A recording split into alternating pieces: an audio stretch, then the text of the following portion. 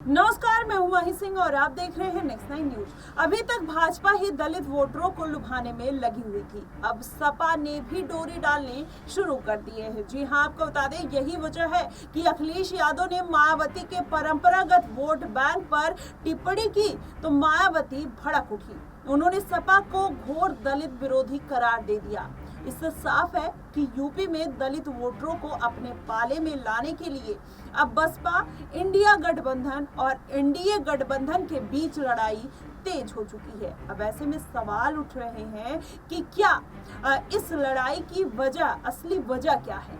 क्या इस लड़ाई को लेकर अब फिर से कोई सियासी भूचाल देखने को मिल सकता है? आपको बता दें, ये जो 3 दशक से बसपा के साथ खड़ा दलित वोट बैंक अब छिटक रहा है और उस पर कमजोरी की लड़ाई शुरू हो चुकी है। तो इसकी असली वजह क्या है? क्या 3 दशक से बसपा के साथ खड़ा दलित वोट बैंक अब छिटक रहा है और उस पर कब्जेदारी की लड़ाई अब शुरू हो चुकी है?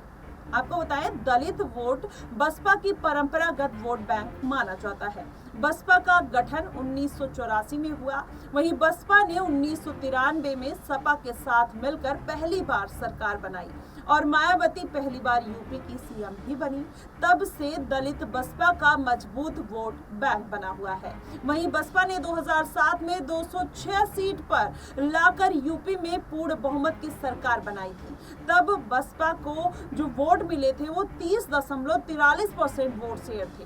उसके बाद उनका जनाधार लगातार गिरता गया। आपको बता दें, विधानसभा चुनाव की बात करें तो 2012 में बसपा 80 सीटों को जीत चुकी थी और वोट जो प्रतिशत था वो गिरकर 25.91% रह गया। वहीं 2017 में 22.23% वोट मिले उनको और अगर 19 सीटों पर उनको संतोष करना पड़ा था। वहीं 2022 में वोट प्रतिशत गिरकर 12.88% रह गया और वहीं पार्टी महज 1 सीट जीत सकी थी। इस तरह का हाल लोकसभा चुनाव में भी रहा।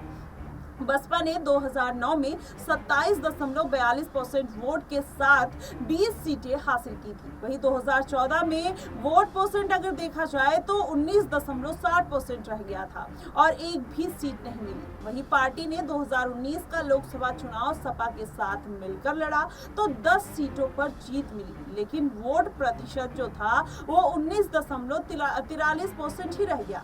वहीं बसपा के लगातार गिरते वोट प्रतिशत को लेकर ही यह बात उठ रही है कि दलित वोट बैंक अब उनसे खिसक रहा है। यह चर्चा है कि 2022 में और तेज हो गई जब उसे 13% से भी कम वोट मिले। प्रदेश में दलित आबादी 20% से अधिक है। ऐसे में 13% से भी कम वोट मिलना यह बताता है कि दलित वोटों का एक हिस्सा छिटक गया है मायावती से। वहीं भाजपा पहले इस वोट बैंक पर नजर लगाए हुए है। अखिलेश यादव ने भी इस कोशिश में जुट गए हैं कि उनके खेमे में भी दलित वोट बैंक आ जाए, लेकिन अगर इस बार वोट बैंक खिसकता है तो उनके पाले में आ जाएगा, ये कोई गारंटी नहीं है। वहीं आपको बताते चले कि आखिर कितनी मुश्किल है बसपा की जो राह है वो अपनी पार्टी को खड़ा कर पाएगी या नहीं। आपको बता दें, घटते जनाधार और दलित वोट बैंक पर जंग के साथ ही बसपा के लिए और भी चुनौतियां बढ़ती जा रही हैं। वहीं बसपा के पास खुद मायावती ही इकलौता बड़ा चेहरा बची हुई हैं और एक समय में बसपा के पास कई बड़े चेहरे हुआ करते थे, लेकिन अब नहीं है।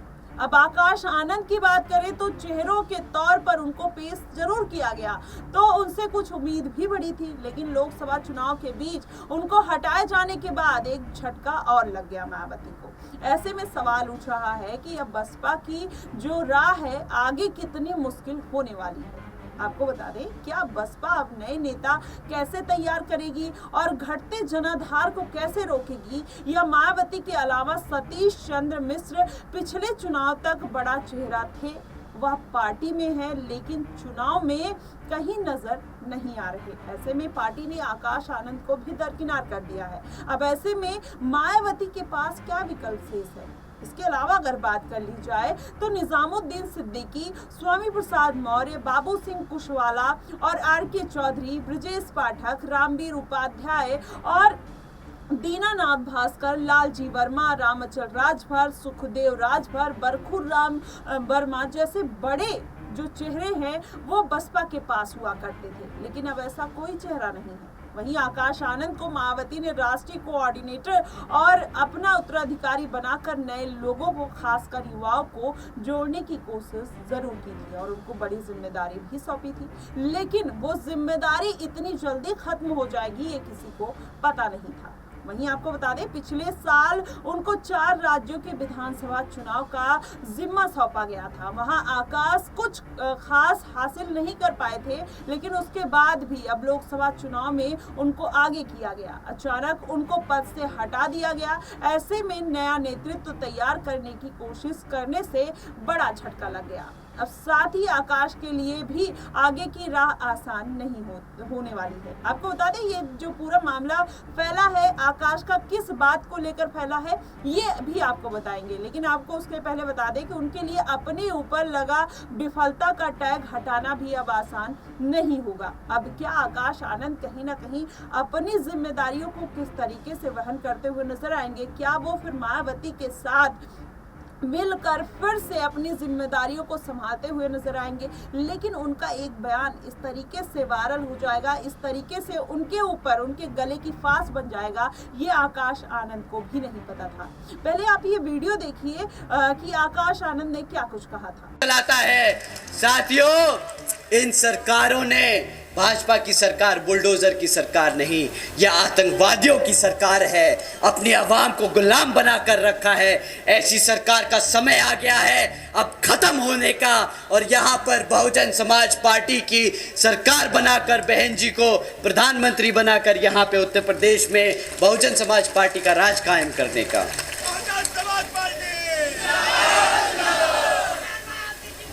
साथियों, अगर हमारी बात थोड़ी ज़्यादा छुप गई हो और इलेक्शन कमीशन को लगे कि हमें तालिबान नहीं बोलना चाहिए था या भाजपा को आतंकवादी नहीं बोलना चाहिए था, तो हम उनसे दरख्वास्त करेंगे कि यहाँ उतर के आके देखें और गांव-गांव में घूमें और पता करें कि यहाँ के जो बहन बेटियाँ हैं, जो हमारे युवा हैं, वो किस हालत में जी रहे हैं। वो खुद समझ जाएंगे कि जो हमने कहा वो गलत नहीं, वो सत्य है, वो सच है, वो हमारी आवाम आज जी रही है। साथियों, रोजगार पर एक और टिप्पणी करी थी आदरणीय प्रधानमंत्री जी ने। उन्होंने कहा था कि भाई सरकारी नौकरियां नहीं है तो क्या हुआ, सरकारी नौकरियां नहीं है तो क्या हुआ, भाई पकोड़े तो तल रहा है ना, वो भी तो रोजगार है। अब आप ही बताइए, इतनी पढ़ाई लिखाई कराकर अपने बच्चे को आप पकोड़ा तलवाएंगे क्या? बहुजन समाज पढ़ा लिखा समाज है, वो पकोड़े तलने के लिए नहीं पैदा हुआ है। वो यहाँ अपने भारत की संविधान के आधार पर चलकर अपने भारत को आगे बढ़ाने का काम करेगा।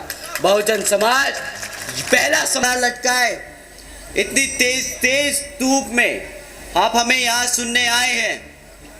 हमारी माताएं बहनें जो आज इतनी बड़ी संख्या में यहाँ मौजूद हैं, हमारे सभी युवा साथी जो आज इतनी गर्मजोशी के साथ यहाँ मौजूद हैं, हमारे सभी बड़े बुजुर्ग, हमारे सभी संत, आप सभी को तहे दिल से धन्यवाद कि आप इतनी कड़ी गर्मी में हमें सुन रहे हैं, तो आपको तहे दिल से धन्यवाद। साथ ही साथ आज यहाँ मंच पर मौजूद हमारे सभी प्रत्याशी, हमारे सभी पार्टी के कार्यकर्ता, पदाधिकारी, आप सब ने जो आज इस लोकसभा जनसभा को, चुनावी जनसभा को सफल करने में दिन रात एक किया, तो आप सभी को भी मैं तहे दिल से धन्यवाद करता हूं।